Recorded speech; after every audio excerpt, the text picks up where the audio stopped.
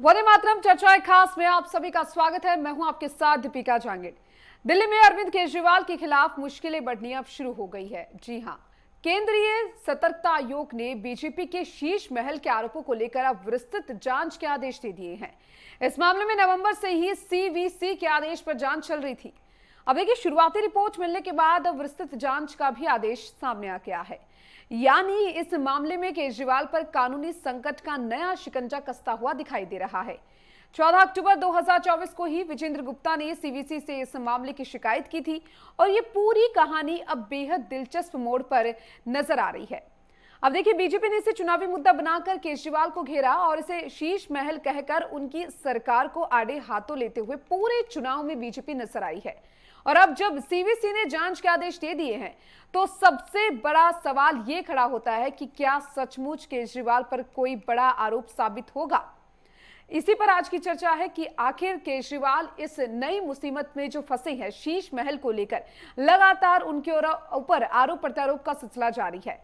चुनाव से लेकर अब तक भारतीय जनता पार्टी ने शीश महल को लेकर केजरीवाल को घेरा और ये मुद्दा अब इतना ज्यादा बढ़ गया है कि अब विस्तृत तौर पर इस पर जांच की जा रही है। ऐसे में केजरीवाल के हाथ से जहां एक और सत्ता गई तो वहीं वो मुसीबत में फंसते हुए भी नजर आ रही हैं।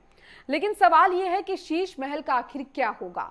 नए कानून पेच में अब केजरीवाल फंसते हुए नजर आ रहे हैं। तो चलिए चर्चा को आगे बढ़ाते हैं। खास मेहमान हमारे साथ जुड़ चुके हैं। बीजेपी नेता अश्विनी शाही हमारे साथ जुड़ चुके हैं, बहुत बहुत स्वागत है आपका। वरिष्ठ पत्रकार प्रदीप तिवारी हमारे साथ जुड़ चुके हैं, आपका भी बहुत बहुत स्वागत। और अब से कुछ ही देर बाद आप प्रवक्ता भी हमारे साथ जुड़ेंगे। सबसे पहले प्रदीप जी, मैं आपके पास आती हूँ क्योंकि देखिए, इस चर्चा की शुरुआत करेंगे शीश महल, जहां बीजेपी ने इस पूरे ये जो पूरा घटनाक्रम कहीं ना कहीं देखने को मिल रहा है, पूरा मामला है शीश महल के तौर पर इसको देखा जा रहा है। जो अरविंद केजरीवाल अब शीश महल को लेकर मुसीबतों में फंसते हुए नजर आ रही हैं। सबसे पहले तो इसको पूरे मामले को किस तरीके से देखा जा सकता है और ये जो अब नई मुसीबतें कहीं ना कहीं अरविंद केजरीवाल के सामने आई हैं, कैसे डील करते हुए वो नजर आएंगे इससे? देखिए, जिस तरीके से केजरीवाल जी सत्ता में आए थे और जो इनके उद्देश्य थे, उन उद्देश्यों को कहीं ना कहीं से जनता से ये इन्होंने विश्वास तोड़ा है। इन्होंने कहा था कि हम भ्रष्टाचार नहीं करेंगे, देश को एक नई राह देंगे, देश को नई दिशा देंगे, दिल्ली प्रदेश को हम योजनाओं से भर देंगे। तो मुझे लगता है ये सब खोखलापन था। वो यही कारण रहा कि आज वो कई सारे मुद्दों को लेकर घिर गए हैं। और बीजेपी का बड़ा पलटवार इसी कारण से था। लगातार वो सत्ता में जब सरकार में रहे तो वो लोग ये मानते रहे कि ये अपने उद्देश्यों को पूर्ति करेंगे, अच्छा प्रशासन देंगे, शहर की आबो हवा अच्छी होगी। लेकिन कहीं ना कहीं इनसे सबसे वो परे रहे। बेरोजगारी दूर होगी, दिल्ली स्वच्छता की ओर बढ़ेगी। तो ये बहुत सारे जो वादे करके आए हैं, जो अन्ना हजारे के साथ इन्होंने आंदोलन में ये बातें कही थी केजरीवाल जी ने, जो कि पढ़े लिखे व्यक्ति हैं और लोगों ने ये माना था कि एक अच्छे पढ़े लिखे व्यक्ति को हम अगर कुर्सी की कमान दे रहे हैं तो कहीं ना कहीं सब जनता के हित में आम आदमी पार्टी खड़ी हो गई। और उद्देश्य भी पार्टी बनाने का यही था कि आम आदमी पार्टी मतलब आम जनता की पार्टी, जो जनता के साथ जनता के हितों का कार्य सही रूप से पढ़ने करेगी। लेकिन वो कहीं ना कहीं कमी रह गई केजरीवाल जी, और लोगों का विश्वास टूटा।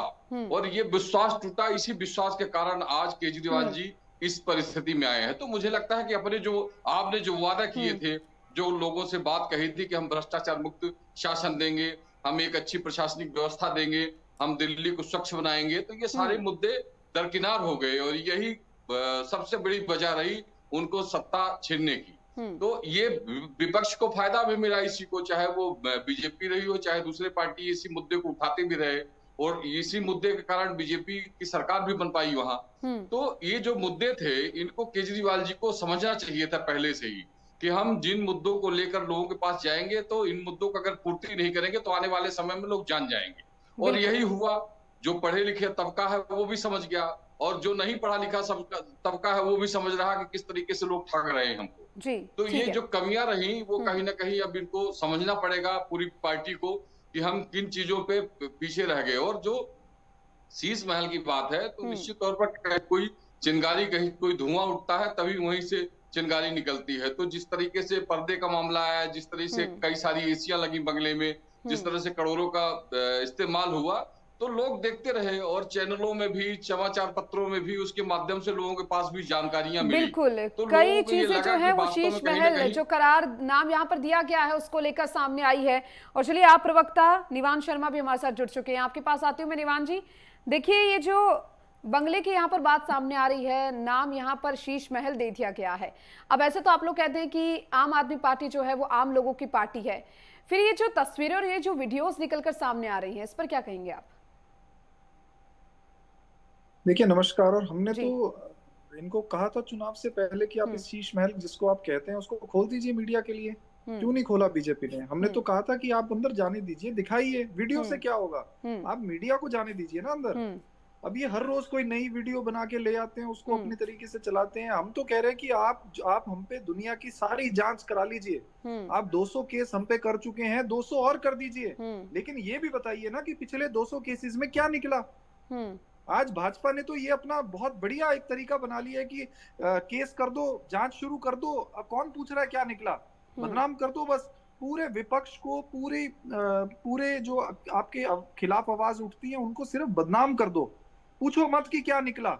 हम चुनौती दे रहे हैं कि 200 केस हम पे कर रखे हैं, 1 रुपए का भ्रष्टाचार तो कोई बताओ। आप घर घर जाके, तो फिर ये जो तस्वीरें निकलकर सामने आ रही है, जो वीडियोस आ रही हैं, उनके बारे में क्या कहेंगे निवान जी आप? ये जो वीडियोस हम देख रहे हैं सबके सामने है, उसको लेकर क्या कहेंगे? ये सारे वीडियोस झूठे हैं या फिर ये वीडियोस भी कहीं ना कहीं भारतीय जनता पार्टी ने अपनी ओर से रिलीज? मैं तो ये कह रहा हूँ कि बीजेपी मीडिया के लिए खोल दे ना, दिखाए कौन सा स्विमिंग पूल बना, कौन सा गोल्डन कमोड लगा उसमें, कौन से 10 करोड़ के पर्दे लगे हैं, कौन सा मिनी बार लगा है, हमें भी तो पता चले। हम तो मुख्यमंत्री आवास में बहुत नॉर्मली रेगुलरली जाते रहते थे, हमें तो आज तक नहीं दिखा, हमने तो आज तक स्विमिंग पूल नहीं देखा। ये बीजेपी वालों ने देखा है, जो ये दिखाए जनता को।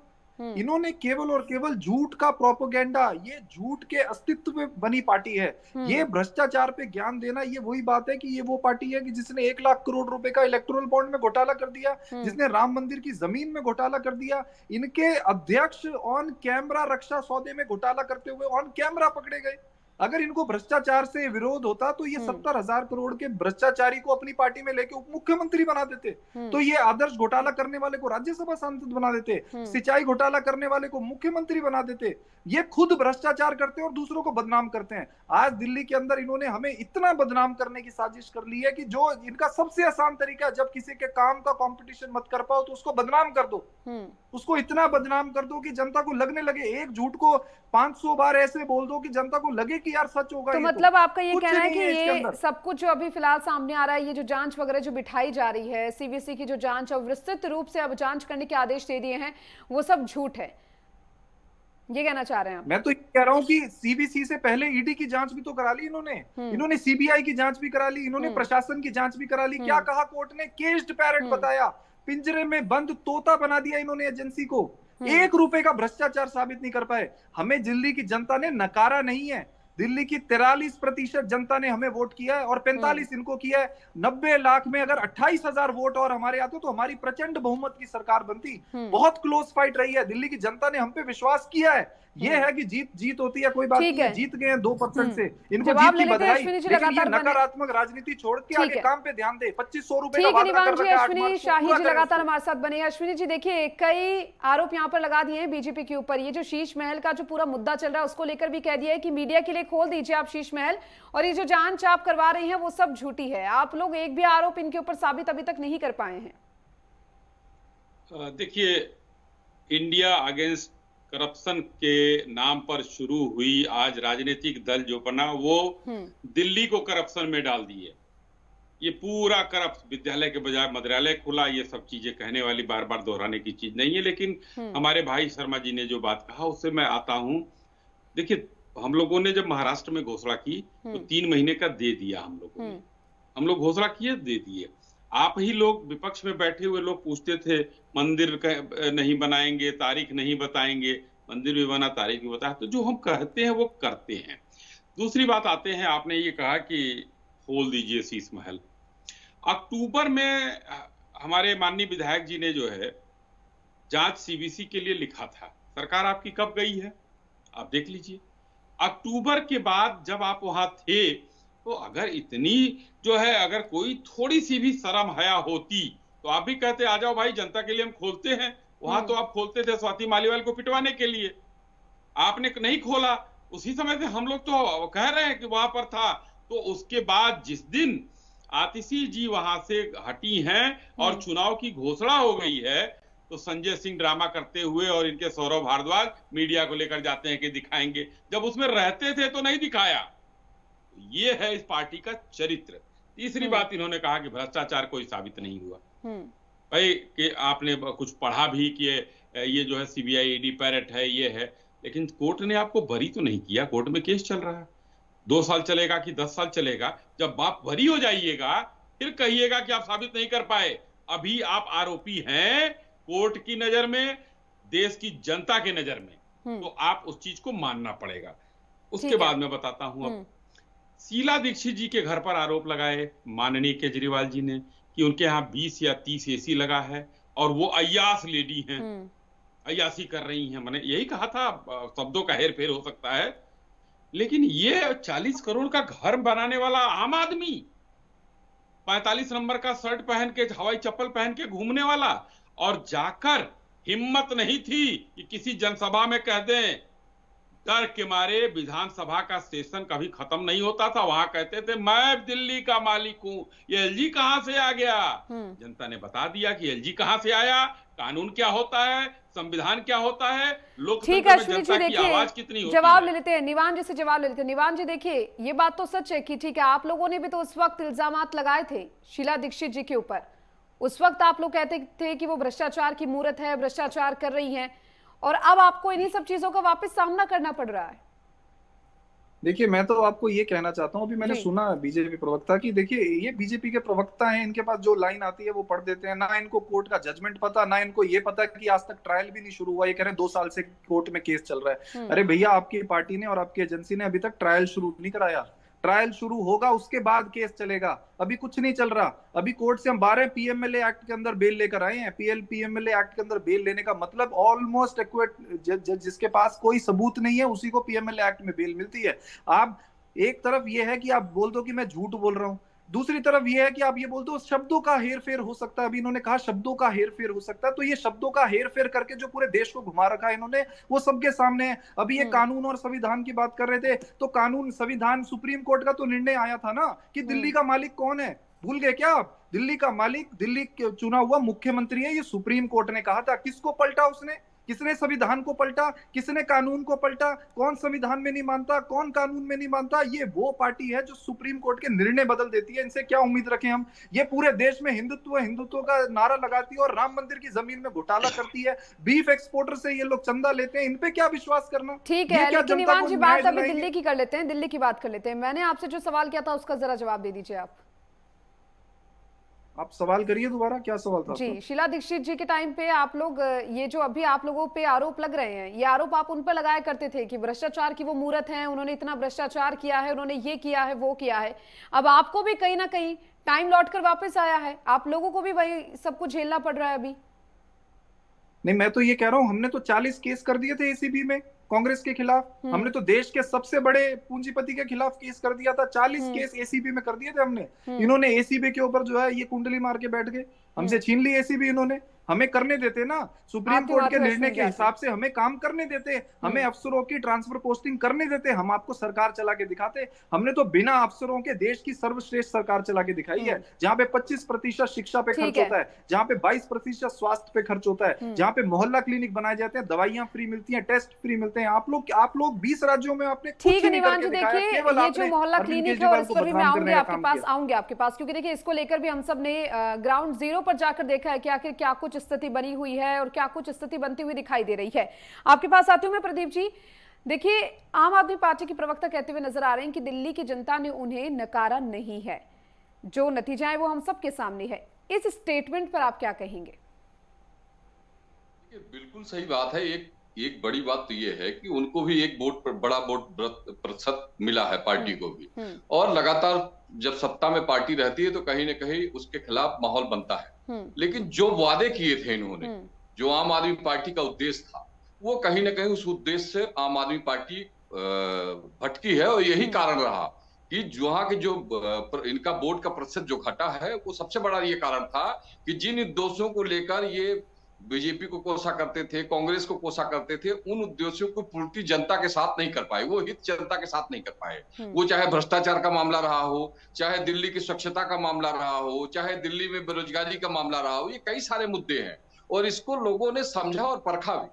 देखिए, एक समय होता है 10 साल का, बहुत बड़ा समय होता है जब किसी पार्टी को मैंडेट मिलता है और काम करने का समय होता है। आप उस बीच में काम तो नहीं कर पाए और जो आपने जो बातें कही थी उसकी पूर्ति भी लोगों की नहीं कर पाई, तो कहीं ना कहीं लोग आपसे नाखुश तो हुए और नाखुश होने का कारण है कि आपका जो वोट बैंक है वो घटा और बीजेपी को मैंडेट मिला। अगर बीजेपी इस तरीके में अच्छा काम करेगी तो मुझे लगता है कि उसको अच्छा परफॉर्मेंस भी अच्छा समय मिलेगा। नहीं कर पाएगी तो जिस तरह की परिस्थितियां आपकी निर्मित हो रही आने वाले समय में उनके भी हो सकती है, क्योंकि जनता ये सब चीजें जानती है। अब आप आज के समय में आप जनता को ये बेवकूफ नहीं समझ सकते कि हम आम आदमी पार्टी है और मर्सिडीज में चल रहे हैं, हम आम आदमी पार्टी है और 5 करोड़ के मकान में रह रहे हैं। तो लोगों को समझ में आता है ये कि आप कहाँ किस चीजों को खर्च कर रहे हैं। आपको ये समझना होगा कि हम अगर जनता के बीच में है तो जो वादे हम जनता के बीच में कर रहे हैं उसकी पूर्ति हमको 100% लोगों के बीच में जाके करना पड़ेगा, तभी हम ये कह पाएंगे कि हम आपके साथ काम करने वाले व्यक्ति हैं और हम आपको आपकी समस्याओं का हल कर पाएंगे। मोहल्ला क्लिनिक बना देना, देखिए हेल्थ को लेकर, एजुकेशन को लेकर, ये ठीक है एक बातें, लेकिन आपको जिन उद्देश्यों से आपने पार्टी बनाई थी, आपने पहले कहा था कि हम सरकारी बंगले का नहीं इस्तेमाल करेंगे, वाहन नहीं लेंगे और सारी चीजें फिर धीरे धीरे आपके साथ संलग्न हो गई। तो इन चीजों को लोगों को समझ में आया और यही कारण रहा कि इनका वोट प्रतिशत दिल्ली में घटा। ठीक है, अश्विनी जी आप कुछ कह रहे थे?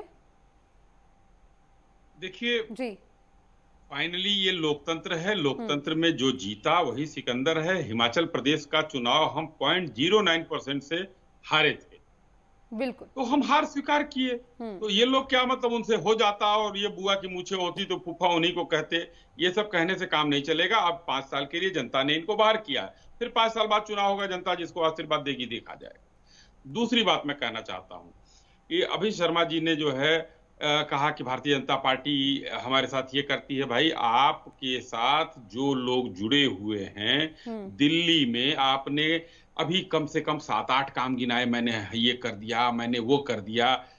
ये बताइए कि वहां तो एलजी की आप लोगों ने वो लिया होगा मदद, तो एलजी साहब ने सब पर साइन किया होगा, लेकिन उसके बाद जो है जो काम नहीं हो पाए उसका ठीकरा भाजपा पर फोड़ रहे हैं।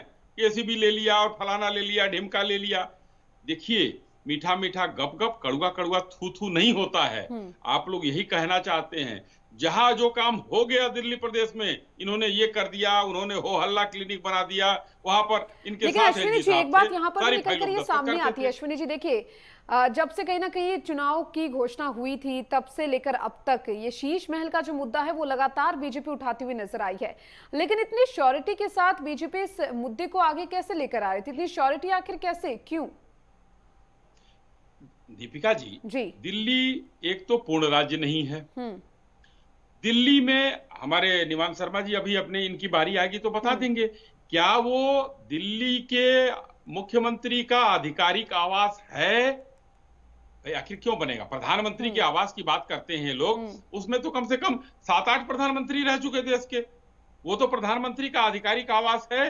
उत्तर प्रदेश के मुख्यमंत्री का आधिकारिक आवास है, मध्य प्रदेश के मुख्यमंत्री का आधिकारिक आवास है, लेकिन दिल्ली के मुख्यमंत्री का आधिकारिक आवास नहीं है। फिर वो पैसा क्यों खर्चा किया गया? एक जो है मुख्यमंत्री के लिए क्यों खर्चा किया गया? और उसमें भी झोल 9 करोड़ 99 लाख का एक बिल है। 10 करोड़ का हो जाता तो उसका टेंडर करना पड़ता, वो पास कराना पड़ता।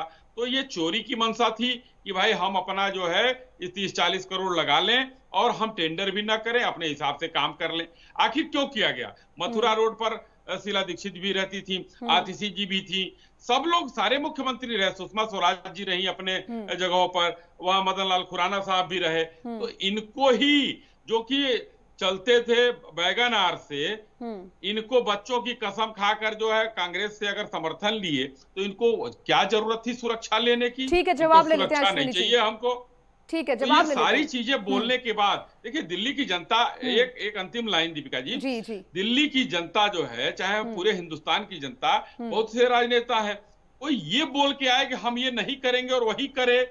बैगनार से हम चलते हैं, हम आम आदमी हैं, मेट्रो से गए थे कई लोग तो टैक्सी और साइकिल से गए थे, लेकिन क्यों भाई अब सबको सुरक्षा चाहिए, सबको बंगला चाहिए। पहले ही कहते भाई ठीक है मैं मुख्यमंत्री हूं तो मेरे जो प्रोटोकॉल में है वो हमको दिया जाए। ठीक है अश्विनी जी, देखिए जवाब ले लेते हैं। निवान जी लगातार हमारे साथ बने हैं। 10,000 वर्ग मीटर बंगले को 50,000 करने की। ठीक है अश्विनी जी, निवान जी जवाब दीजिए जल्दी से।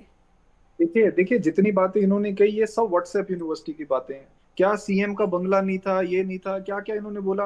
प्रधानमंत्री जी ने भी तो कहा था मैं चाय वाला हूँ, मैं स्टेशन पे रहता था। तो क्यों वो मनमोहन सिंह जी के घर में नहीं रहे? क्यों उन्होंने 2,500 करोड़ रुपए लगा दिए घर के ऊपर? क्यों? वो भी तो रह सकते थे, वो भी तो चाय वाले थे, वो भी तो आम इंसान थे, वो भी तो कहते थे मैं झोला उठा के निकल जाऊंगा। आज क्यों उन्होंने 2,500 करोड़ रुपए लगा दिए? एक मुख्यमंत्री, एक जब दिल्ली के अंदर सरकार बनती है तो कुछ प्रॉपर्टीज होती हैं जिसको, अब मैं आपको टेक्निकल बता रहा हूँ आपके दर्शकों के लिए, जो कोई आपको ये बीजेपी वाले नहीं बताएंगे, आप सुन लीजिए। दिल्ली के अंदर जब सरकार बनती है तो कुछ प्रॉपर्टीज होती है, जैसे मान लीजिए 50 प्रॉपर्टीज वो दिल्ली सरकार को दे दी जाती है कि वो अपने हिसाब से इसका इस्तेमाल कर सकती है। उसके अंदर से हमने एक प्रॉपर्टी को जो है वो सीएम आवास की तरह से डेवलप किया। उसी, अरे सुन लीजिए, आप सुन लीजिए, बाद में बोल लेना, मैं आपके बीच में बोला ही नहीं। आधिकारिक निवास है या नहीं, अब बस यही पूछ रहा हूँ। अरे सुनिए, अधिकारी जिसमें सीएम रहते हैं वो आधिकारिक हो जाता है। अब आप कोई और कैसे हो जाता है? कोई जियो दिखाइए। ये कोई जियो प्रधानमंत्री जी मनमोहन सिंह जी के घर में क्यों नहीं रहे?